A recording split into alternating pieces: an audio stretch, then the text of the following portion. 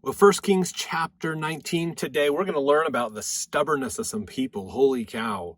Some people can literally have a miracle happen in front of them and still not believe. So that happens sometimes. Elijah, of course, this is another famous chapter of Elijah, his life of learning how to discern the spirit and what he does when people decide to come after him for his life, because he is telling everybody they need to repent. So some fun stuff we get to learn today. So verse 1, and Ahab told Jezebel all that Elijah had done, and withal how he had slain all the prophets with the sword. So remember from the previous chapter, of course, that Elijah made a challenge with the priests of Baal, which there was a lot of them. That was the main religion because Israel had forgotten. They had gotten into idolatry with Jeroboam and Rehoboam many years earlier, and many decades earlier, I should say. And so now the worship of Baal and Ashtaroth were some of the major things that happened there, and Elijah was called to go against him, basically. So he challenged the priests of Baal to a battle, and he won in glorious fanfare, basically. And he didn't just win; they all died. Basically, it was crazy. So go read that in the last chapter if you want to get more details on that.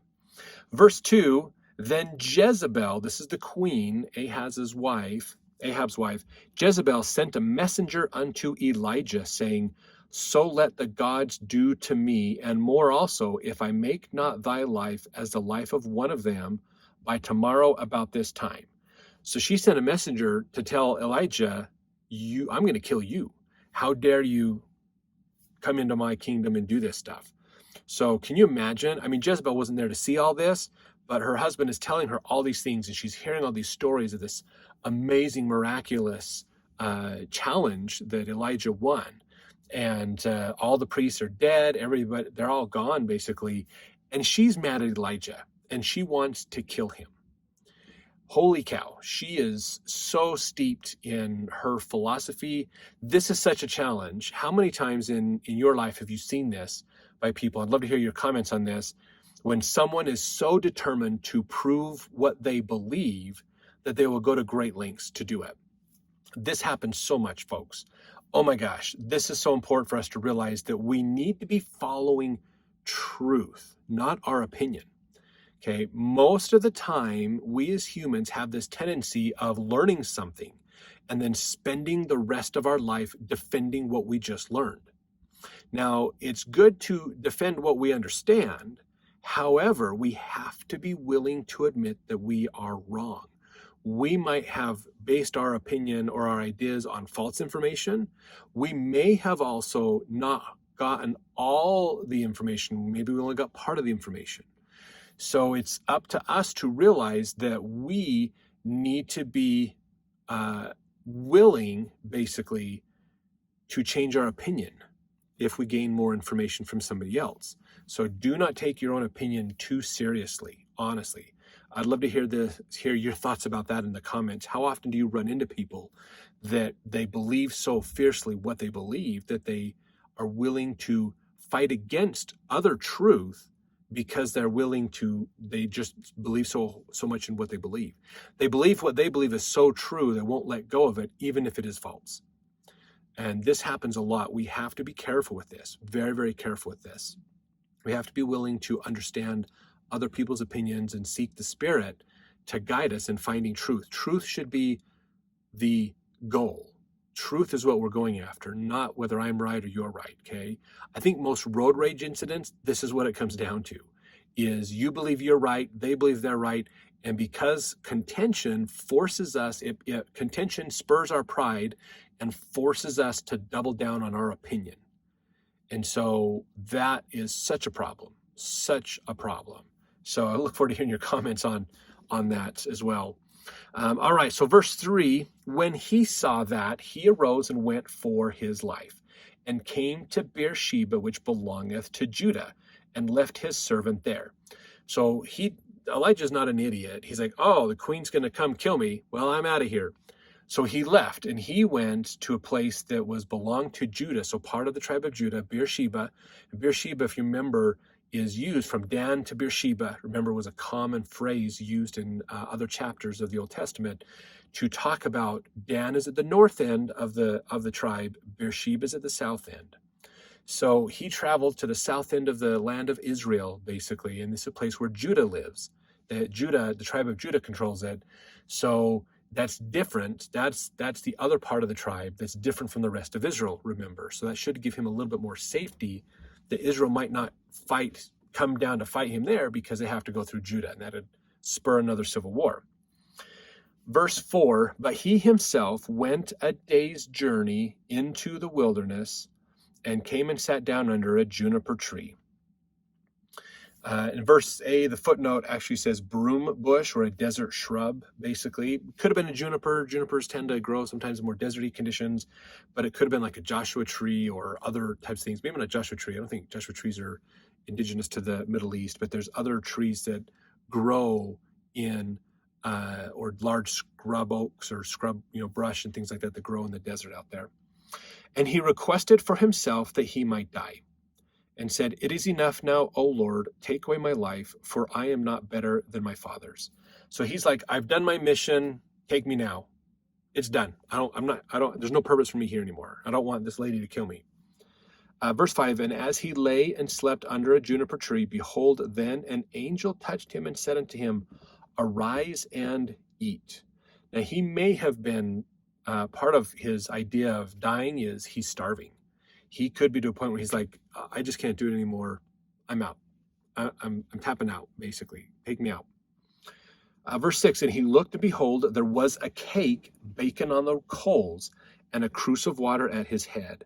And he did eat and drink, and laid him down again. So now he's full. He's got food inside of him. He's got water. He's probably feeling really good. His body relaxes, and he can sleep some more. Verse 7, the angel said of the Lord, came again, and the angel of the Lord, came again the second time, and touched him and said, arise and eat, because the journey is too great for thee. And he arose and did eat and drink, and went in the strength of that meat 40 days and 40 nights unto Horeb, the mount of God. So a couple of things to unpack on verse 8. One is, of course, he's getting extra food, and the angel's telling him, you've got a long journey ahead, so eat up. This has got to help you to last.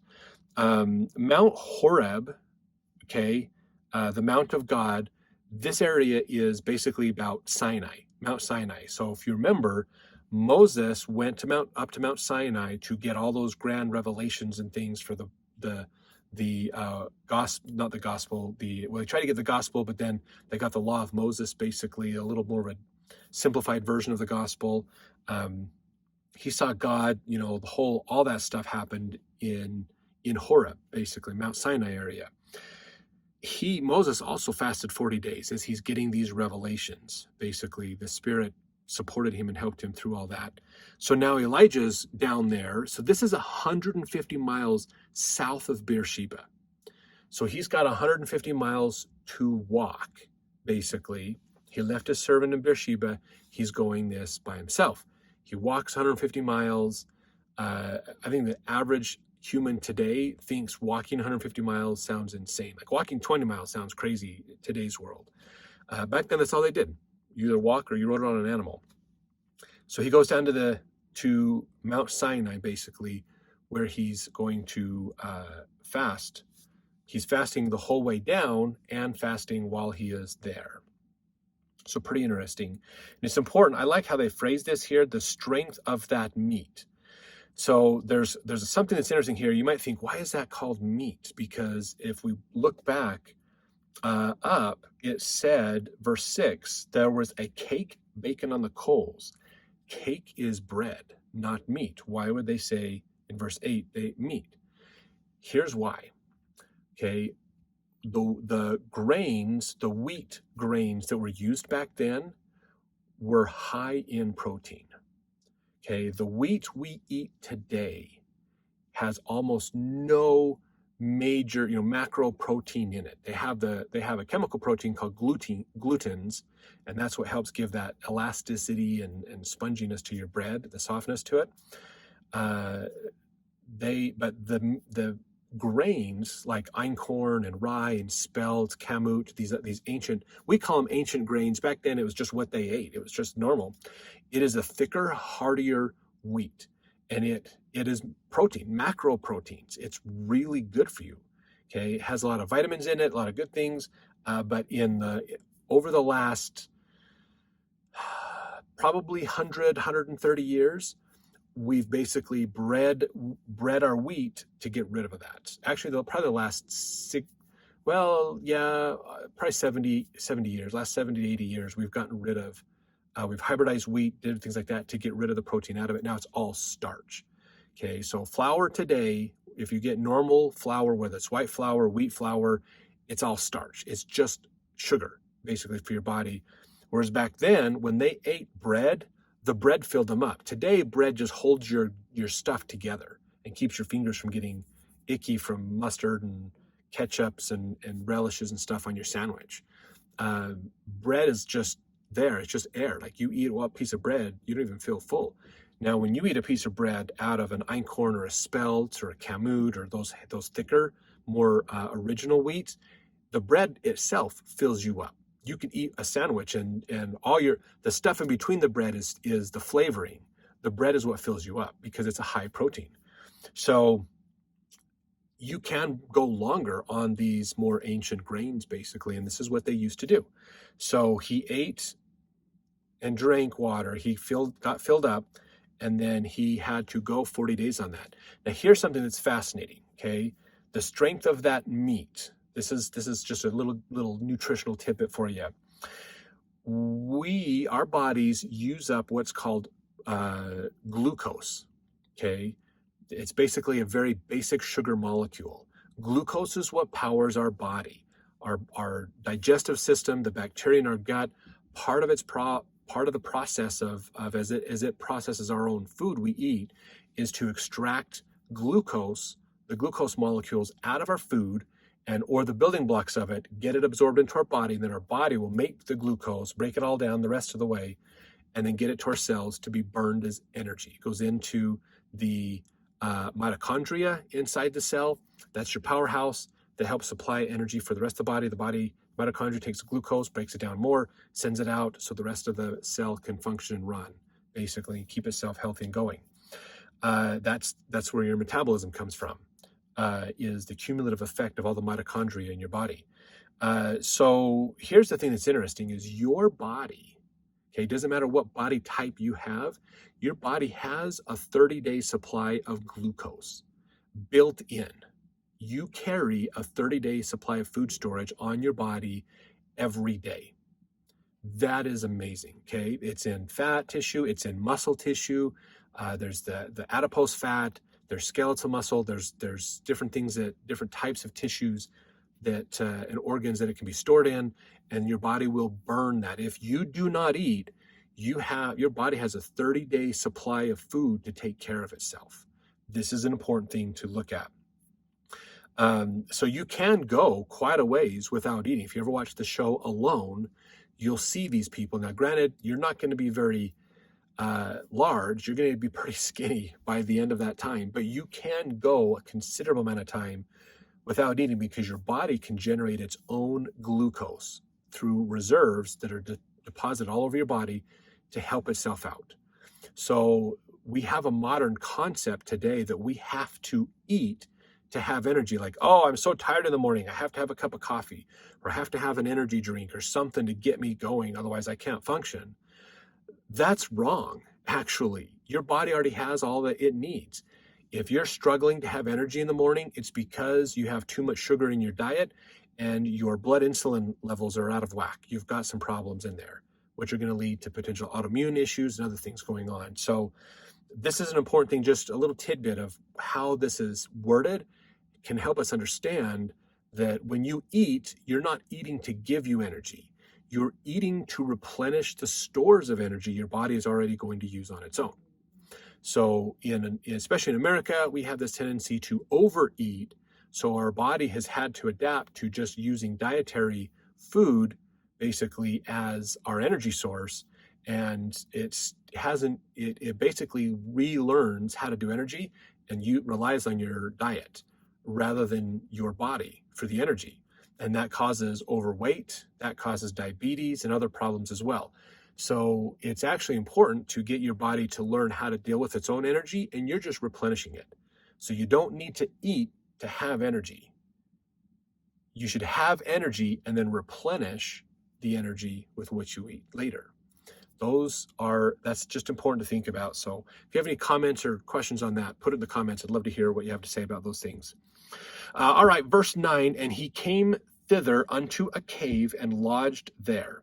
And behold, the word of the Lord came to him, and he said unto him, what doest thou here, Elijah?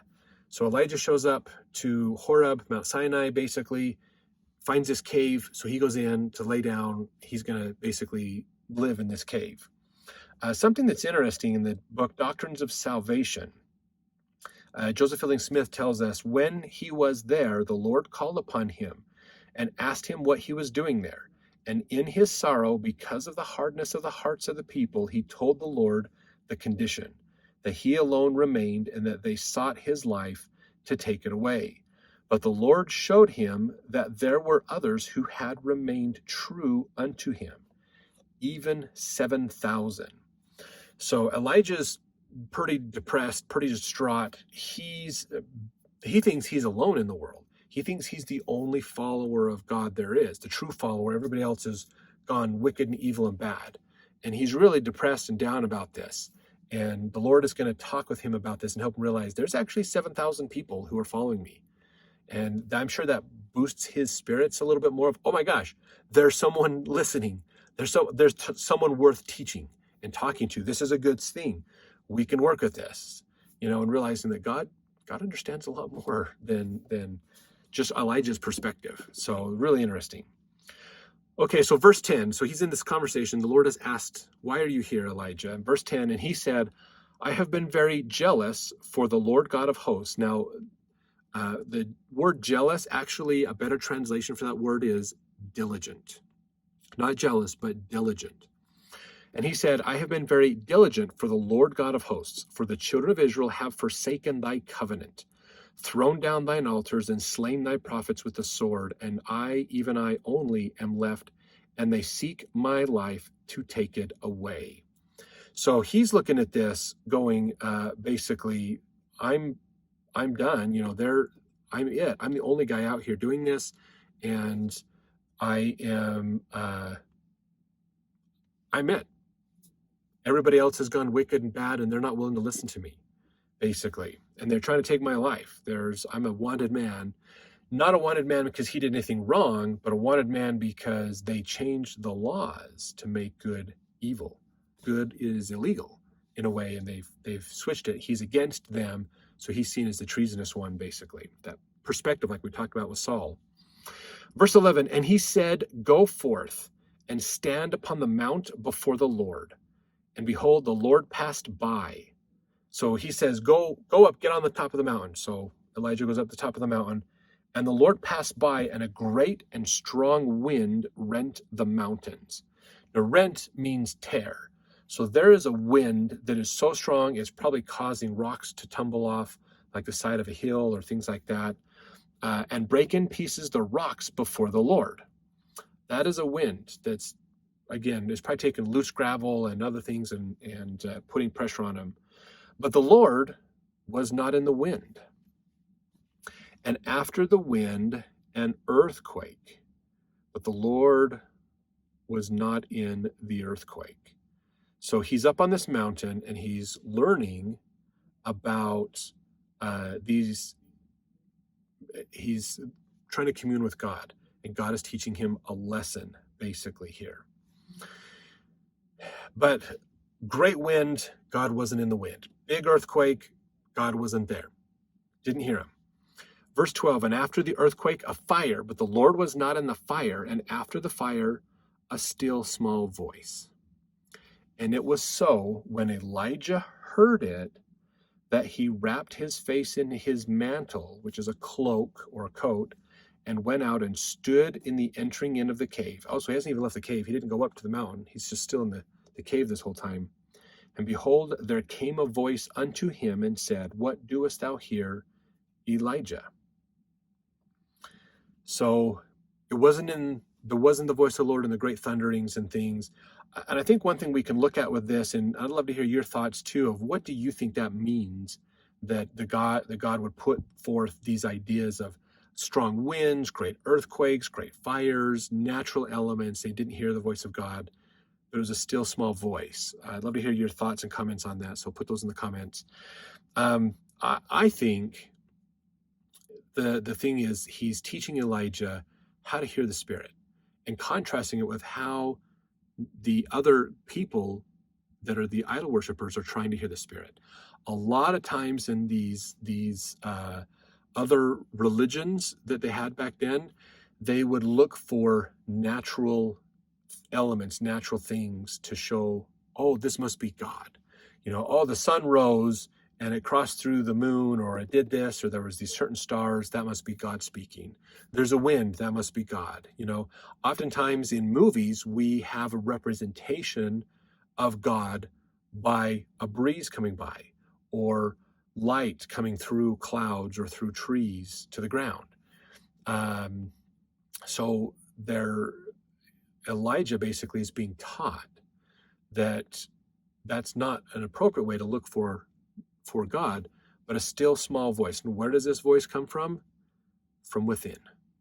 It's a voice from inside. So he's teaching Elijah, look inside yourself for the potential for me. I am there. I am with you, basically. Verse 14, so this is Elijah responding again to God. He says, I have been very jealous, or very diligent, for the Lord God of hosts, because the children of Israel have forsaken thy covenant, thrown down thine altars, and slain thy prophets with the sword, and I, even I only, am left, and they seek my life to take it away. And the Lord said unto him, go on thy way to the wilderness of Damascus, and when thou comest, anoint Hazael to be king over Syria. So Syria is not an Israelite country. It's a neighboring country. So he has to go all the way from very southern end of Israel in Palestine areas, and he has to go up on the east side of the Dead Sea, that whole area basically, go up that way, and he's going to Syria to basically anoint a new king over there. And so this is an edict of God. Now, verse 16, and I'm sure there's a little bit more to details in that idea. Why is God having a prophet of Israel anoint the king of another country? That's kind of an interesting idea. I'm sure there's more information that we just don't have. But verse 16, and Jehu, the son of Nimshi, shalt thou anoint to be king over Israel. And Elisha, the son of Shaphat of Abel Meholah, thou shalt anoint to be prophet in thy room. So Elisha, I said that wrong. So he's got to go to anoint two kings, one over Israel, one over Syria, and then a new prophet, basically. God is calling another prophet. Verse 17, and it shall come to pass that him that escapeth the sword of Hazael shall Jehu slay, and him that escapeth from the sword of Jehu shall Elisha slay. Now, this is kind of an interesting passage here, because it says that basically whoever flees from Hazael, Jehu will slay. Remember, Jehu is going to be the next king of Syria. Hazael is the king now. Anoint Hazael to be king of Syria, and Jehu's the king of Israel, So if somebody flees from Syria, basically they flee the sword of Hazael, Jehu will get him. And if Jehu doesn't get him, then Elisha gets him. Now, I think there's a mistranslation, not saying that, because there's no records, there's no information that Elisha, not Elijah, but Elisha will slay anybody. But it could mean that Elisha will prophesy their death or something like that, basically, because we don't have stories of Elisha killing people, basically. Verse 18, yet I have left me 7,000 in Israel, all the knees which have not bowed unto Baal, and every mouth which hath not kissed him. So that's the 7,000 that he gets told about. Look, there's 7,000 of the people who are worshiping me, not Baal. That probably helped Elijah out a lot. Now, verse 19, so he departed thence and found Elisha, the son of Shaphat, who was plowing with 12 yoke of oxen before him, and he with the 12th. And so just understand, back then, if you had 12 oxen, man, you were wealthy. I mean, 2 oxen is pretty good in wealth, but 12, this is a very wealthy person. Elisha is well-to-do. He's got a lot of wealth, a lot of worldly influence going on here. And Elijah passed by him and cast his mantle upon him. So what this means is Elijah comes up to him as he's out in the field. He walks up to him, takes his cloak or coat off, puts it on Elisha. Verse 20, I'm sure Elijah knew who Elijah was and realized what this means, a transfer of power, basically. Verse 20, and he left the oxen and ran after Elijah and said, let me, I pray thee, kiss my father and my mother, then I will follow thee. And he said unto him, go back again, for what have I done to thee? So Elisha goes back, hey, mom, dad, I'm gone. Elijah the prophet has called me to be with him. I'm going to go with him, basically. Verse 21, he returned back from him and took a yoke of oxen and slew them and boiled their flesh with the instruments of the oxen and gave unto the people, and they did eat. Then he arose and went after Elijah and ministered unto him. So he took one of his oxen and he killed one of his oxen and ate it. He gave it out to other people for food. They had a bit of a feast, and then he went with Elijah, basically. So that, in a way, we could see that as an opportunity for Elisha, like metaphorically, walking away from the world, okay? That he killed the oxen and he boiled their flesh with the instruments of the oxen. That means the yoke. He took the yoke, so he's taking the equipment that they use to carry the oxen and use the oxen to pull things, and he's burning it, and he's using that to boil the meat of the oxen. He is sacrificing worldly wealth, basically, to prepare to go do what God has said. So a really good metaphor for us. What are we sacrificing out of the world so that we can do what God has asked of us? That could be many things. Maybe that's spare time to help out. Maybe that's giving service to others. Maybe that's taking a pay cut so we have better hours so that we can spend more time with our family, or whatever. It doesn't, do we pay tithing? Do we do our fast offering? Is it a very generous fast offering? Are we giving service? What are we doing to sacrifice the world for God? So a good question that you can ask yourself and think about, what is it that you're giving up? How are you sacrificing the world so that you can be closer to God and do more of what he wants you to do as well? So look forward to reading your comments on this chapter as well, and we'll see you in the next chapter for more.